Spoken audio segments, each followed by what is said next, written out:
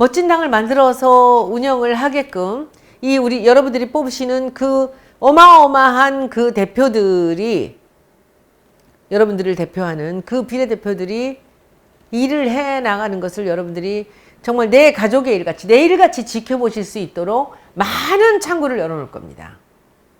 유튜브는 물론이고요.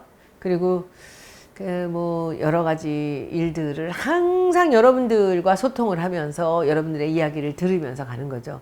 여기는 물론 무슨 민원이라든지 이런 일들이 섞일 수 있지만 이 비례민주당은 이 민원을 받거나 누구의 그야말로 뭔가 공적인 그런 부분에서의 불이익을 당하는 집단이 있다면 나서겠지만, 그런 일에 이루 다 나서는 그런 당이라기보다는 국가를 조금 더 발전적으로 리드하는 그런 전문가들이 모여서 국정을 돕는 그런 당이라고 보시면 가장 좋을 것 같습니다.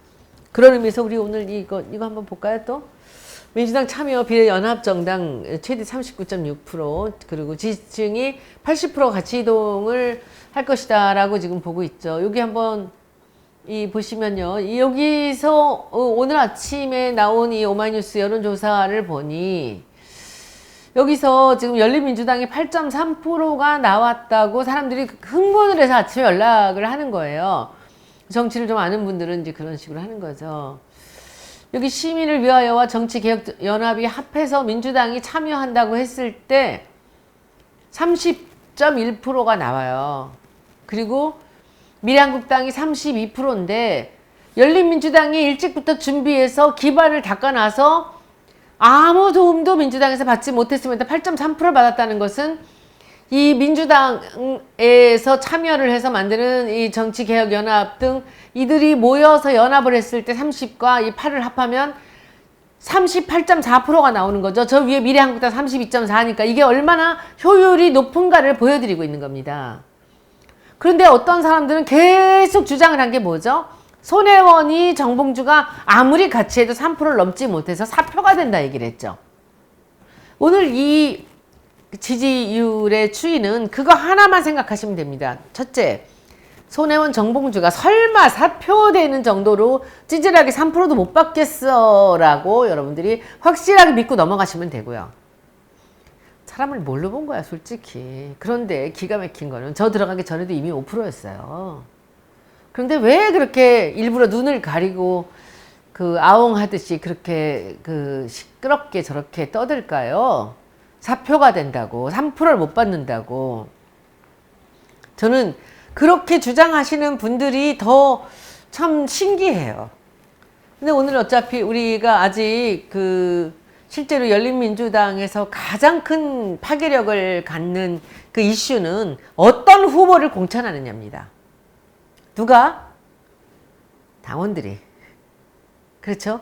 어떤 후보를 앞으로 내세울 것인가를 이제 결단을 내려야 되는 순간에 있는 것은 여러분들이고요. 우리는 오늘 9시에 개표부터 시작을 해서 밤을 새워서 어떤 지형이 나왔는지 해서 한 50명 정도, 약 50명 정도에서 60명 정도를 먼저 고른 다음에 그 다음에 그분들을 맨 위에 표를 가장 많이 받으신 분부터 시작해서 공모를 하실 겁니까? 이렇게 시민들이 소환을 했는데 당신은 국회의원에 나오실, 열린민주당에 참여하실 의사가 있으십니까를 우리가 한 이틀에서 3일에 걸쳐서 의사타진을 해서 여기서 제가 보기에는 한 반 정도는 모아지지 않을까라는 생각을 합니다. 60명을 우리가 컨택을 하면 30분 정도는 참여하겠다고 하시지 않을까. 지금 8.3%가 됐다는 것은 우리가 아무것도 하지 않았는데 8.3%라는 것은 지금 상태에서 5명 정도가 당선이 된다는 겁니다. 물론 그 안에서 남녀 비율이 나누겠지만, 그래서 지금 이 상태인데 아무리 그래도 제가 보기에는 사실은 저는 뭐 20명의 의원이 당선되는 것을 저는 목표로 하는데, 아무리 못해도 우리가 한 20명 정도는, 20% 정도는 제가 할 수 있지 않을까라는 생각이 듭니다. 그러면 10명 정도의 국회의원이 당선이 되겠죠. 이 10분 정도가 되면 그 중에서 또 남성이 5분이고 여성이 5분이에요. 너무 적죠. 그쵸. 여러분들이 20명 그 교섭단체 해주시면 그 안을 그야말로 짱짱한 분들로 여러분들이 메꾸시고 20명 만들어 주시면, 지금 이제 저분들이 했던 얘기를 제가 다시 해볼게요. 여기서는 사표가 없이 이게 민주당이 오늘 결정을 하겠죠. 그 연합으로 간다라는 것을, 거기 민주당이 참여한다는 것을 결정하게 되면 사표가 없어져요. 그리고 저분들이 사표가, 이제 우리가 생각하는 사표는 그 민주당에서 비례를 났을 경우에 민주당을 찍고 몇 프로를 민주당을 찍고 몇 프로를 이 열린민주당을 찍는가, 다른 당들을 찍는가라는 부분에서 사표라고 생각을 한 부분이 있었는데, 지금 이제 저쪽 분들이 강조를 하기는 쟤들이 찌질해서 3%를 절대 못 넘을 거야. 그래서 사표야. 3%가 아까워. 라고 했는데 절대 열린민주당은 사표가 아니라는 것을 오늘 확인했다는 것이죠. 근데 이 확인한 데다가 민주당이 참여를 한다면은 이제는 사라지는 표가 없어요. 그럼 이 지표에서 보듯이 미한당이 32%를 받을 때 우리는 38%를 받게 되는 거죠. 왜냐하면 이 표가 민주당에 있는 표를 갉아먹었다기보다는 그 열린민주당이 뭔가 그 선면성으로 인해서 사람들에게 주목을 받고 있다라고 보면 됩니다. 그런데 어차피 지금 30.1%랑 8.3%인데 우리가 같이 노력해서, 둘이 합해서 지금 38밖에 안 되지만 같이 노력해서 45% 정도 해보자고요. 45% 정도 하면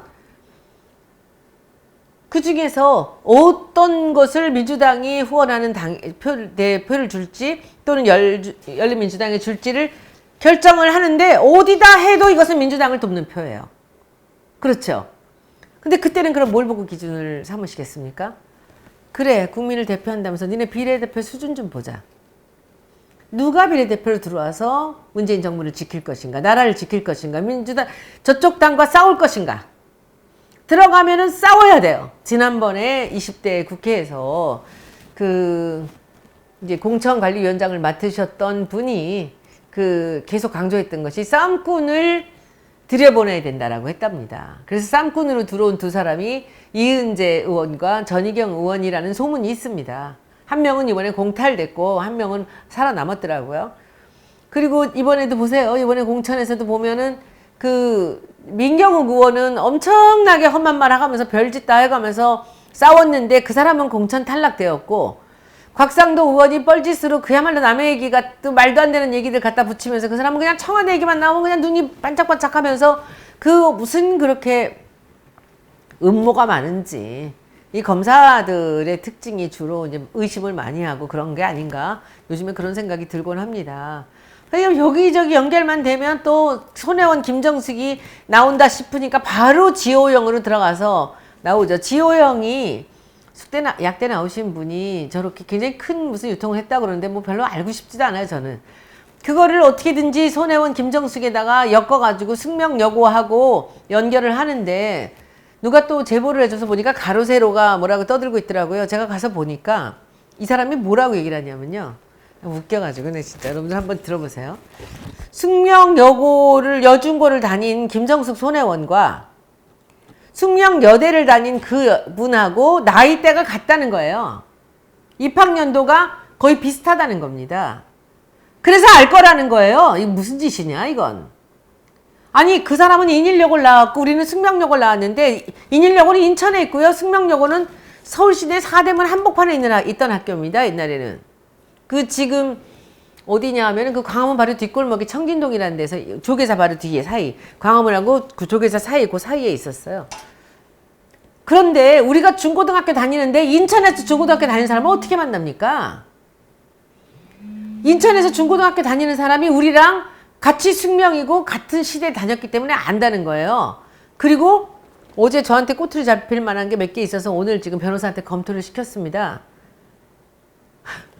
그 숙명문화재단이라는 데는 이 숙명여고에서는 전혀 알지도 못하고 그 들어본 적도 없는데 숙대에서 하는 건가 봐요. 그 숙명여고는 재단이라고 딱 명신여학교라고 그쪽에서 나와서 그 숙명여학 이름을 쓸 수 없기 때문에 옛날에 고종 시대 때 만들어주신 그 이름으로 명신으로 다시 갔거든요. 그래서 우리는 영신학원이라는 재단과 숙명여중고 딱 두 개밖에 없는 학교예요, 여기는. 숙명문화재단이라니. 근데 그러면은 승명문화재단이 있고, 그리고 우리가 중고등학교를 승명을 다녔고, 이 사람은 숙대는요 언제냐면 우리 각자 대학을 간 다음이에요. 저는 신촌으로 갔고, 김정숙 여사는 저기 제기동으로 가고, 재수할 때구나. 이렇게 떨어져 있을 때 그분은 인천에서 여고를 졸업하고 효창동으로 갔다고요. 청파동으로. 이게 무슨 그야말로 헛소리야. 그야말로. 같은 시대 다녀서 알 거라고? 아래 윗집이 아닙니다, 이 양반아. 인천과 서울이라고. 그런 소리들을 해요. 그래서 이런 식으로, 이 바람과 또 왜 이렇게 흥분할 얘기가 나왔지? 그래서 그런 이 가짜 뉴스들을 만들면서 그냥 뭐 대통령과 영부인 얘기만 나오면 갖다 붙이려고 했던, 그래서 곽상도가 거기 안 낄 일이 없죠. 이유가 없죠. 그러니까 또 여기다가 또 어떻게 엮어보려고 청와대 전문이라고 자기 생각하는 거죠. 청와대 근무해서 그런가? 그런데 거기서 뭐 학교가 확실히 인일여고라고 나오니까 뭐라고 말을 못하고 꼬리를 내리면서, 그래도 좀 이 검사 출신이라 그래도 좀 빠져나가는 듯이 보였는데, 이 강용석이라는 친구는 거기서 지 내피셜로 떠들었어요. 그 몇 가지 포인트가 제가 보기엔 딱 걸렸어요. 제가 이거 지금 변호사가 검토를 하고 있습니다. 어떻게 해보겠습니다. 그리고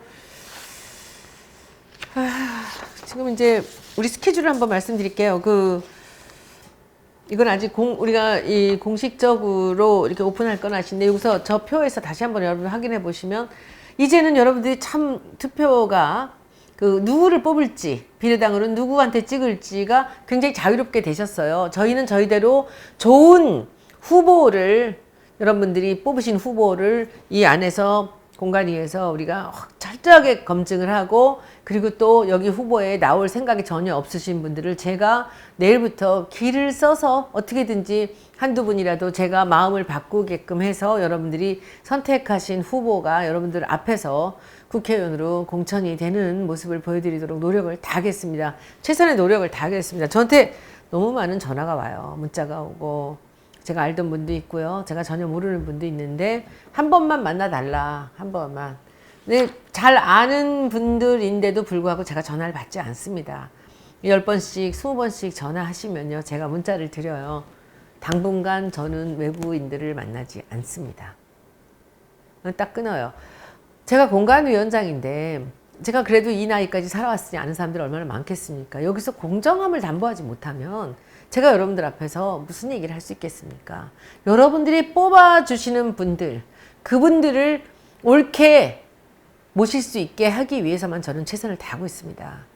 여러분들이 저를 믿어주시고, 그리고 열린민주당을 믿어주신다면 아마도 우리나라 정당사에 새로운 획을 긋는 멋진 당이 만들어질 거라고 생각합니다. 그러려면 인원이 조금 많아야 돼요.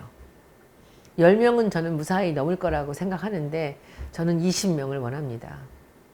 민주당이 잘 알지 못하는 어떤 연유로 이 사람 저 사람들이 탈락이 됐는지는 제가 모르겠습니다만, 비례대표 공천에 있어서 저는 적절성을 과연 말할 수 있을까 의문이 좀 됩니다. 정무적 판단이라는 것이 거기도 개입이 됐는지, 저는 거기 공천관리위원들이 있었겠지만 저는 뭐 납득하지 못할 부분이 많이 있습니다. 그리고 또 하나는 우리가 이 정당의 비례가 아니라 국민의 비례라는 말을 제가 계속 드리고 있는데, 국민들이 느끼기에 이 정도 사람들이 나를 대신해서 나가서 국회 가서 싸워주고 일해줬으면 좋겠다라는 정도 생각이 드는 사람이 가서 일을 해야 되지 않겠습니까?